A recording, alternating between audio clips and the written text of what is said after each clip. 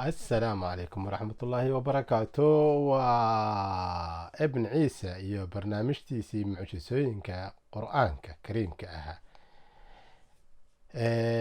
Hadda waxaanu ka hadlaynaa mucjisada xalaqadii shanaad iyo mucjisada aayad alkursi. xalaqadii shanaad weeye mucjisada aayad alkursi. horena waxaanu u soo sheegnay afar xalaqadood. xalaqada koowaad waxay ka hadlaysay suurat alqadr iyo habeenka leylatulqadr waa habeenkee.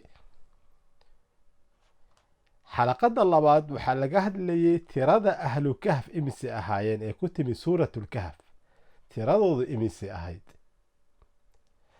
xalaqada saddexaad waxaan ka soo hadalnay suurat alnaml iyo labada xaraf taa siin iyo tiradooda.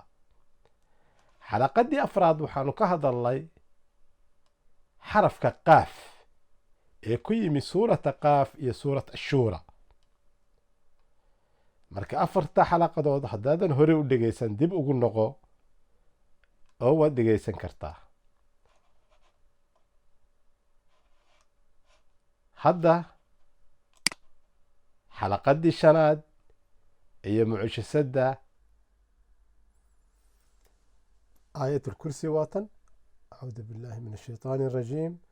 الله لا إله إلا هو الحي القيوم لا تأخذه سنة ولا نوم له ما في السماوات وما في الأرض من ذا الذي يشفع عنده إلا بإذنه يعلم ما بين أيديهم وما خلفهم ولا يحيطون بشيء من علمه إلا بما شاء وسع كرسيه السماوات والأرض ولا يؤوده حفظهما وهو العلي العظيم.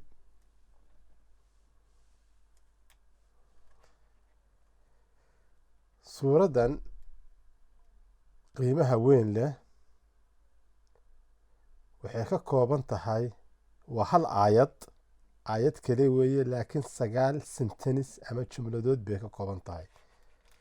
waata allahu laa ilaaha illaa huwa alxayu alqayuum waa mid, laa taakhuduhu sinatan walaa nawm waa labo, lahu maa fi الsamaawaati wamaa fi اlardi waa 3, man da aladii yashfacu cindahu ilaa biidnih waa 4, يعلم ما بين أيديهم وما خلفهم واشن ولا يحيطون بشيء من علمه إلا بما شاء والح وسع كرسيه السماوات والأرض والتضبع ولا يؤوده حفظهما واسديد وهو العلي العظيم وصقال.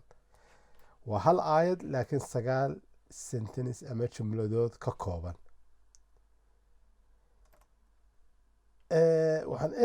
waxaan arkaynaa halkan saasaan u soo qornay tan koowaad, labaad, saddexaad, afraad, shanaad, lixaad, toddobaad, sideedaad, sagaalaad. waxaanu aragnaa jumladda koowaad, tan koowaad iyo tan sagaalaad, tan u horeysa iyo tan u dambaysa xidhiidh bay leeyihiin. tan labaad iyo tan sideedaad xidhiidh bay leeyihiin. xidhiidhka elin waa maxay? allahu laa ilaaha illaa huwa alxayu alqayuum. magaca ilaahay baa halkan lagu sheegay alxayu alqayuum ah. tan sagaalaadna waxaa lagu sheegay wahuwa alcaliyu alcadiim. xidhiidhku waa ka halkana alxayu alqayuum, halkana alcaliyu alcadiim. tan labaad iyo tan sideedaad markaan u nimaadno laa ta'khuduhu sinatun walaa nawm.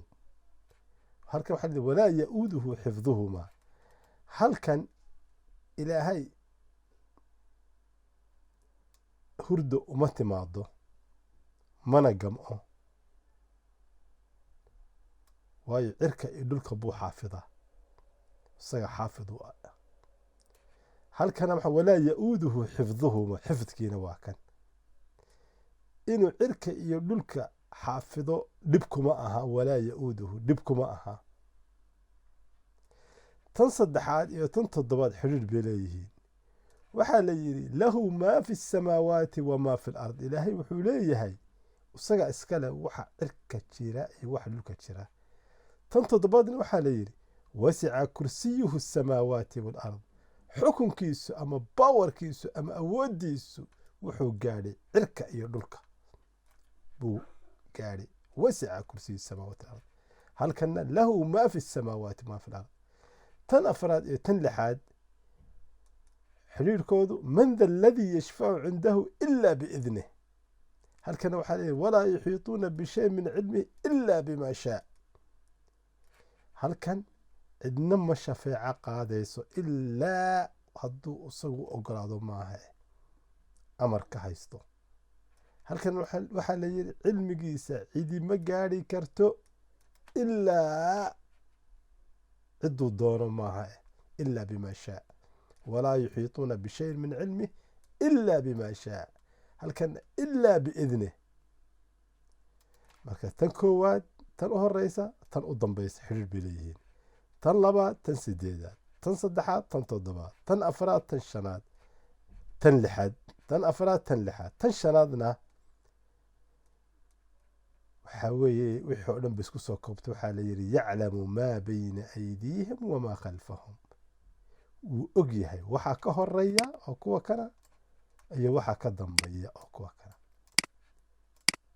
yaclamu wuu og yahay maa bayna aydiihim wamaa khalfahum inta ka horeysa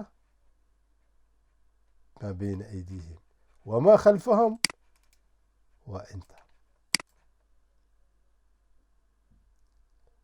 وتا آية الكرسي والسلام عليكم ابن عيسى وادكم هاتسنتهين داوشدا aad daawateen iyo dhegeysiga aad dhegeysateen la socda xalaqadaha dambe oo soo socda oo aad u qiimo weyn si aad ula socotid like taabo subscribe iyo share dheh garaska ama gambaleelkana ha ilaawin wuu ku xusuusinayaa si aad u xusuusatid xalaqado waaweyn oo qiimo leh oo mucjisooyin aad u fiican oo aad u wanaagsan baa jidka ku soo jira yeena ku dhaafin ibn ciisa